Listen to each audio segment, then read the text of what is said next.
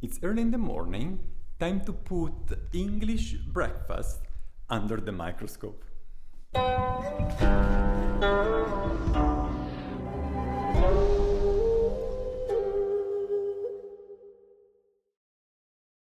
This is nannuoshan, I'm Gabriele, and today I want to find out everything about this English breakfast.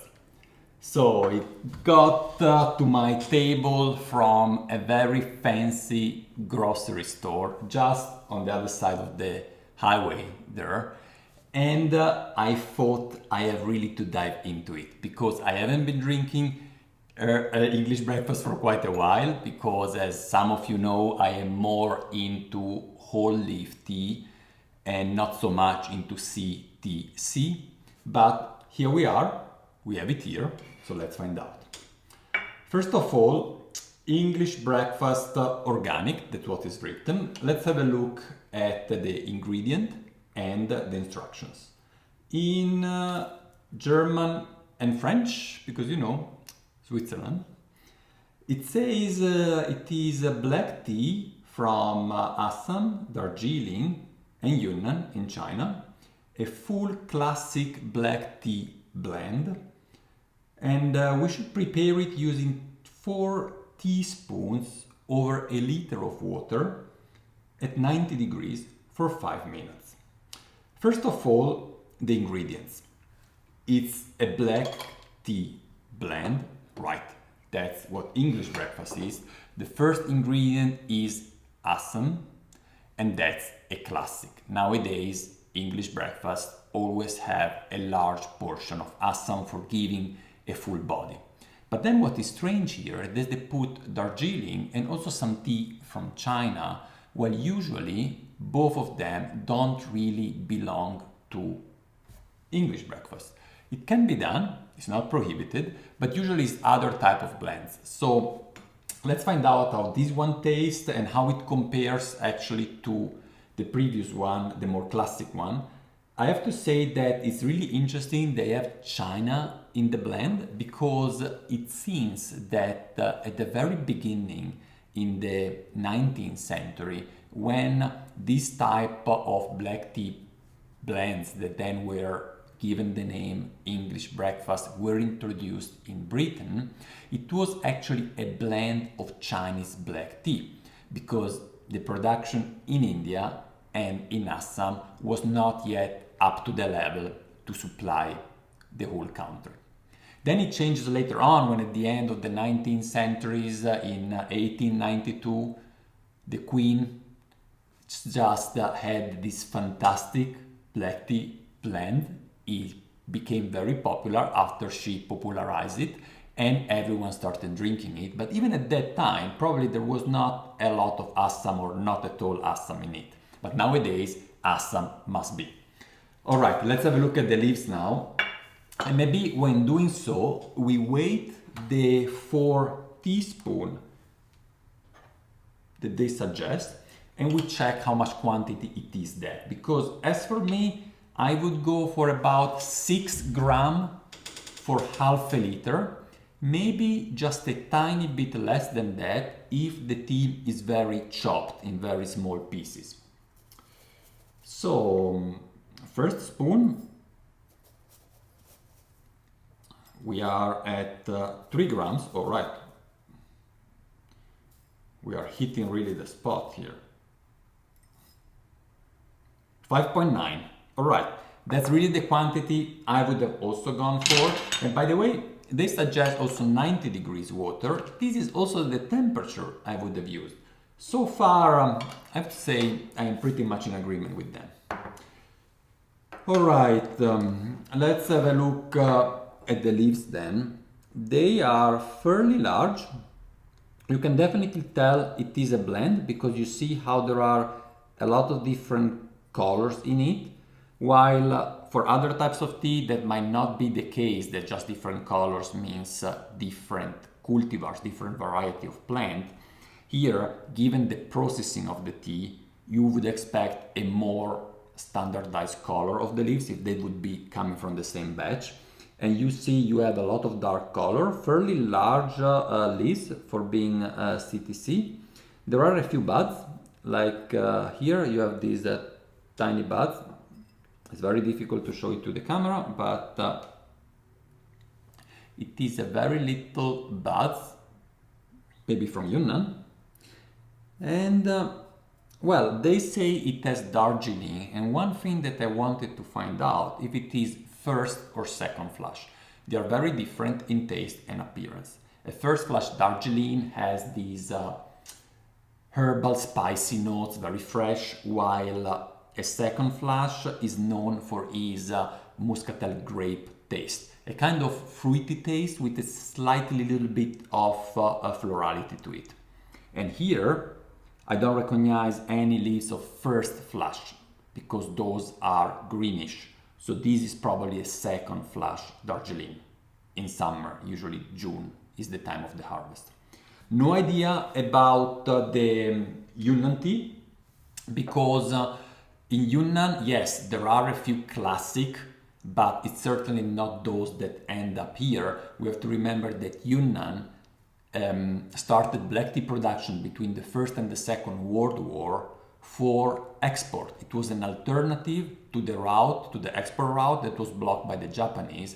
And so Yunnan still today carries a lot of that export heritage, and they produce a lot of black tea, including CTC. Yes, including that.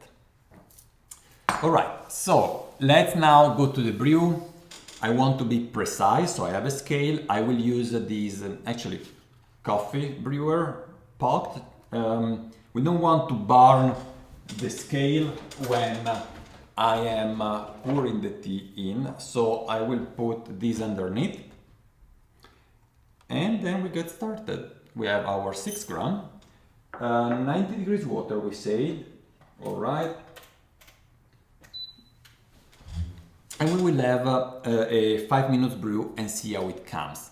I expect certainly a bold taste. It has to be there. That's what you want from English breakfast. And then we have to find out how these other two components, the Darjeeling and the Yunnan tea, makes the tea more dynamic and different.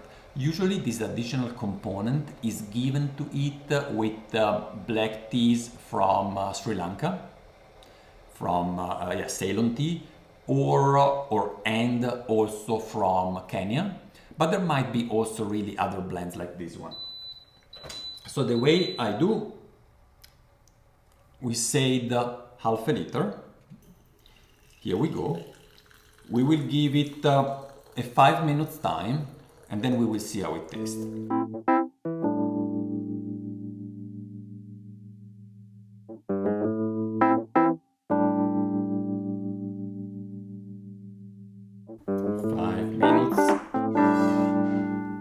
Almost gone. And so we pour it out. I will use a strainer.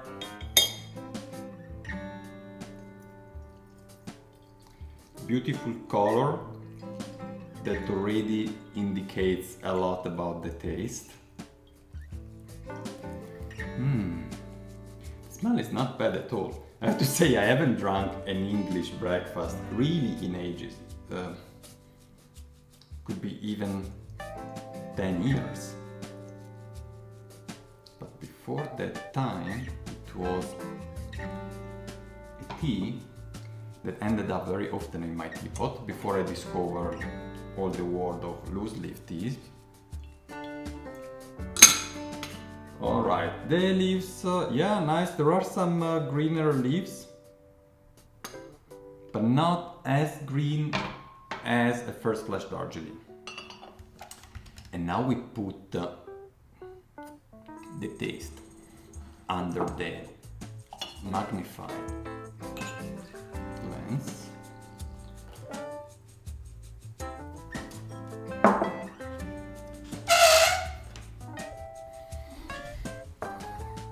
Classic color. It's fairly dark red, but it's not too much. I would say that just by the color, the brew time should have been just right.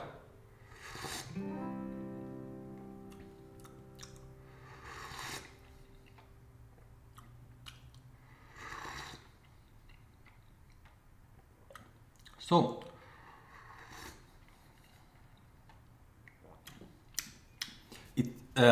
it's certainly a strong body there. So the body is the first thing you notice, and I wanted to mention it. It has a certain level of astringency. There is no bitterness, but really it dries the palate. That's quite clear. And nonetheless, especially in the aftertaste, there is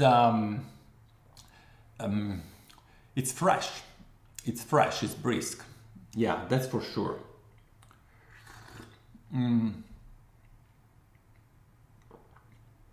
I wouldn't say that you can tell there is a muscatel note in that.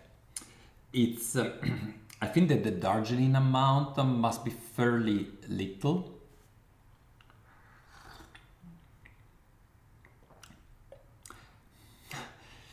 Now, I would never say that if I wouldn't have read the box, but having read it,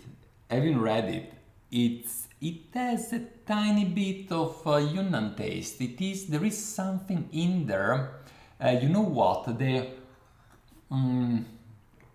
type of furry taste that you sometimes have when you drink a black tea from buds like a Dian Hong with a lot of these yellow hair on it. Here there were just a very little of that, but nonetheless there is a tiny bit of that component. You know, I don't know if it comes from that, but it is there.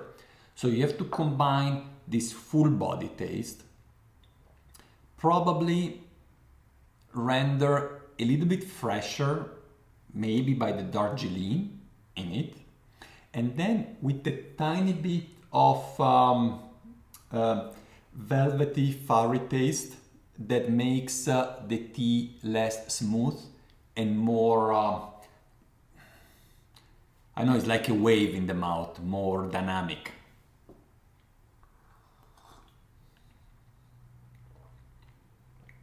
It's not extremely aromatic though, like that's the main difference with a whole leaf black tea. I would say no matter which one, there are the high aromatics and intense fruity, floral, nutty notes.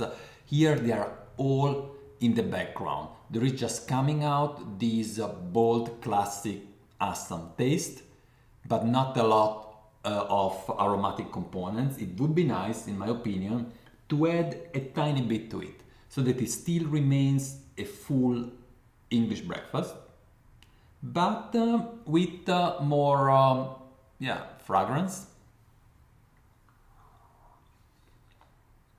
Yeah, that's what I would do. That's what I would do.